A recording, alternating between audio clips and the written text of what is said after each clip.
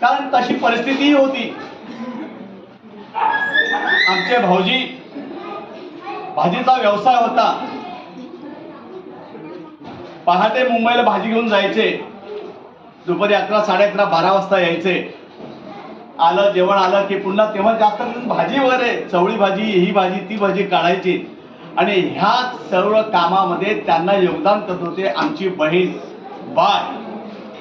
फार श्रम कष्ट सगळ्यांनीच घेतलेले आहेत. तेव्हा तुमची माझी कुणाची परिस्थिती तशी नव्हती. कष्ट सगळ्यांनाच करावे लागतात. सगळेच पुढाकारात वाढलं. आता बंगले झालेत, लाद्या आलेत, पंखे आलेत, एसी आले. तेव्हा एसी म्हणजे कारवा फूड. तेव्हा काय होतं? अशा कठीण परिस्थितीमध्ये ह्या मुलांना वाढवलेला. प्रभाकरला मी गट म्हणत असे. प्रभाकर आमच्याकडे राहत असताना माझा आणि जगन्नाथ नानाचं तितकं पटत नव्हतं. आम्ही वारंवार भांडण करत होतो. पण प्रभा हा माझा लाडका. आणि प्रभा शाळेत हुशार होता बरं का. शाळेतून हुशार. आताच निखिलने सांगितलं की चांगला वाचक आहे. राजकारण धर्मकरण याच्याविषयी त्याचा गाढा अभ्यास आहे. थोडस गाडं एक साईडला गेलं म्हणून माझा अधिकार आहे आज बोलायचा. नाहीतर हुशार व्यक्तिमत्व. स्पेशल स्टील मध्ये कामाला होता. स्पेशल स्टील पालघर बोईसर कुठे ती कंपनी आहे. तिथं माझा मित्र होता. आणि तो मला सांगायचा, अरे प्रभा तो वासवा अंगात आहे. अरे त्याने जॉब सोडलो बरं अंगात आहे. नटराज हॉटेलमध्ये कामाला लागले होते.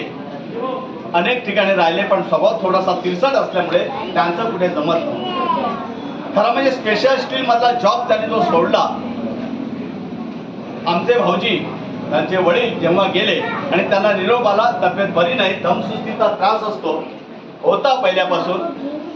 निरोप गेल्यानंतर हा जॉब सोडून तिकडे आला. तर असा हा प्रभाकर अतिशय हुशार होता, प्रामाणिक होता. आम्हा सर्व परिवारावर त्याचं प्रेम होतं. अजूनही त्याला सगळे प्रेमाने आम्ही त्याचं कौतुक करत असतो. हे बस उठ करत होतो. आता मला वाटतं आज चेतनने आजचा हा जो कार्यक्रम आयोजित केलेला आहे, लग्नाचा वाढदिवस, त्याचा वाढदिवस, खरं म्हणजे आता माझ्यापेक्षा 2 वर्ष लहान. खऱ्या अर्थानं त्याचं वय आता 68 होईल. 2 वर्षांनी लहान, 68 वय होईल. जगन्नाथ नाना आणि मी समवयस्क.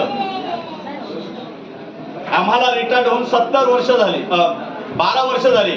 आमचं वय 70 झालं. हा 68 असावा असा माझा कयास आहे. तर चांगलं आयुष्य ह्याच्यापुढे त्याने जगावं. त्याच्या मुलाची, त्याच्या सूनबाईची, त्याच्या नातवंडाकडे पाहून त्याच्याकडे जे काही नॉलेज होतं, जे काही आहे ते त्याने आपल्या आपापसात आम्ही परिवारामध्ये, कुटुंबामध्ये, नातेवाईकामध्ये द्यावं आणि चांगलं आनंदमय जीवन जगावं हीच आजच्या चरणी तुम्हा वागेश्वरी मातेकडे मी प्रार्थना करतो. आशाबाई, ज्याप्रमाणे माझ्या बहिणीने गरीब संसाराला सुरुवात केली आणि ही 5 भावंड वाढवली. Jagannath 1 number, 2 number Prabhakar, 3 number Sumanbai, 4 number Jayashree आणि 5 नंबर चालू. हा कष्ट परिस्थितीमध्ये वाढवली. त्याप्रमाणे आशाबाईने सुद्धा खूप कष्ट केले बरं का. आता मी प्रभाकरचं कौतुक करतो, पण आमच्या या सुनबाईला प्रभाकरनं तसा खूप त्रास पण दिला. बायला पण त्रास दिला. फार वाईट वाटतं असं बोलायला. बोलतो अशासाठी की ह्याच्या पुढे त्याने शपथ खावी की आता मी माझ्या परिवारावर लक्ष. 2 गोजलासारखी नातवंड आहेत. प्रभाकरची नातवंड काय सगळ्यांचीच आहे. तुमची, माझी, सगळ्यांची नातवंड आहेत. नातवंडावर प्रेम कोणाचं नसतं, सगळ्यांचं असतं आणि ते असलं पाहिजे. आणि ह्या नातवंडासाठी त्याने आता आपल्या नातवंडांना आपला अभिमान वाटेल, आपल्या मुलाला आपल्या वडिलांचा अभिमान वाटेल, आपल्या नातवंडांना आपल्या आजोबांचा अभिमान वाटेल असं त्याने वागलं पाहिजे. आणि आमच्या आशाबाईवर, सुनबाईवर त्याने खूप लक्ष दिलं पाहिजे. आता देतोच आहे, पुढे तो देईलच, पण त्याच्याकडनं ह्या अपेक्षा आहेत.